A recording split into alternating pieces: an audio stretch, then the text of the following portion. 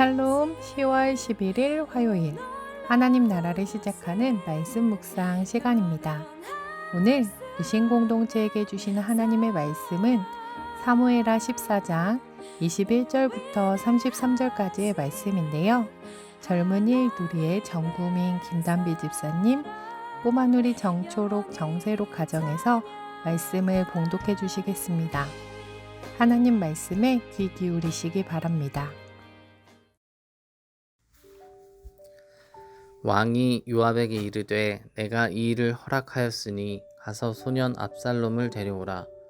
요압이 땅에 엎드려 절하고 왕을 위하여 복을 빌고 가로되 내 주 왕이여 종의 구함을 허락하시니 종이 왕 앞에서 은혜 받을 줄을 오늘날 아나이다 하고 일어나 그술로 가서 압살롬을 데리고 예루살렘으로 오니 왕이 가로되 저를 그 집으로 물러가게 하고 내 얼굴을 보지 말게 하라 하매 압살롬이 자기 집으로 가고 왕의 얼굴을 보지 못하니라.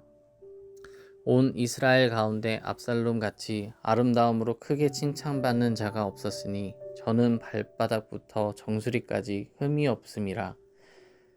그 머리털이 무거움으로 연말마다 깎았으며 그 머리털을 깎을 때에 달아 본즉 왕의 저울로 200세겔이었더라. 압살롬이 아들 셋과 딸 하나를 낳았는데 딸의 이름은 다말이라. 얼굴이 아름다운 여자더라. 압살롬이 이태 동안을 예루살렘에 있으되 왕의 얼굴을 보지 못하였으므로 요압을 왕께 보내려 하여 사람을 보내어 부르되 오지 아니하고 또 다시 보내되 오지 아니하는지라. 압살롬이 그 종에게 이르되 보라, 요압의 밭이 내 밭 근처에 있고 거기 보리가 있으니 가서 불을 놓으라. 압살롬의 종들이 그 밭에 불을 놓았더니 요압이 일어나 압살롬의 집으로 와서 압살롬에게 이르되 어찌하여 내 종들이 내 밭에 불을 놓았느냐. 압살롬이 요압에게 대답하되 내가 일찍 사람을 내게 보내어 너를 이리로 청한 것은 내가 너를 왕께 보내어 고하게 하기를 어찌하여 내가 그 술에서 돌아오게 되었나이까. 이때까지 거기 있는 것이 내게 나았으리라 하려 함이로라. 이제는 내가 나로 왕의 얼굴을 보게 하라. 내가 만일 죄가 있으면 왕이 나를 죽이시는 것이 가하니라. 요압이 왕께 나아가서 그 말을 고하매 왕이 압살롬을 부르니 저가 왕께 나아가 그 앞에서 얼굴을 땅에 대어 절하매 왕이 압살롬과 입을 맞추니라. 아멘. 와, 압살롬 왕자다. 어쩜 저리도 잘생겼을까? 누구든지 압살롬을 보면 입에 침이 마르도록 그의 잘생긴 용모를 칭찬했다. 실제로 그는 머리 끝에서부터 발끝까지 어디 한 군데 흠잡을 데 없었다. 특히 그의 머리털은 숱이 아주 많았고 길었다. 연말이 되면 무거운 머리채를 한 번씩 잘랐는데 그 무게를 달아보면 왕궁 저울로 200세겔, 대략 2.3kg이나 되었다. 이는 보통 사람의 1년 머리털 무게의 4배에 해당된다. 스토리텔링 성경에서 압살롬에 대해 묘사한 부분입니다. 압살롬은 다윗과 마아가 사이에서 태어난 아들입니다. 그는 용모가 출중하고 어느 한 곳 흠잡을 데 없었습니다.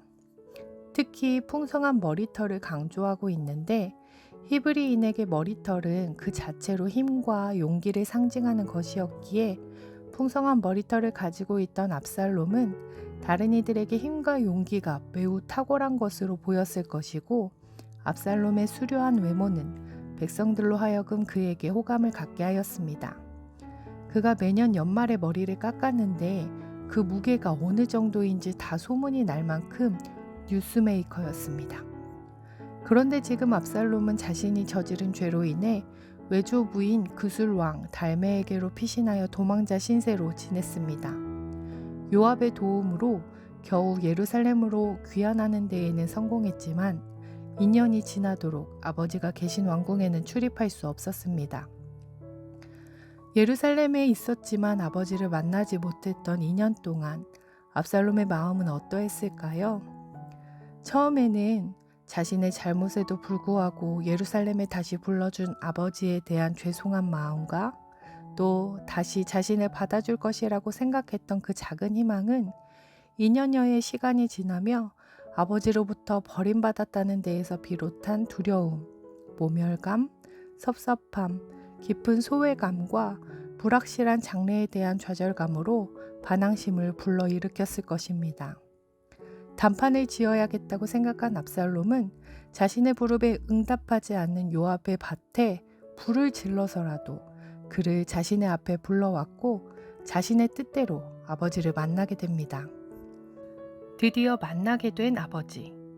다윗은 입맞춤하며 사랑의 표현을 하였지만 압살롬은 그 입맞춤의 순간 다윗의 마음이 자기에게서 완전히 떠났음을 알게 되고 결국 아버지 다윗에 대한 반역을 결심하는 순간이 되었습니다. 우리아의 아내였던 밧세바에 대한 음욕으로 죄를 저질렀던 다윗.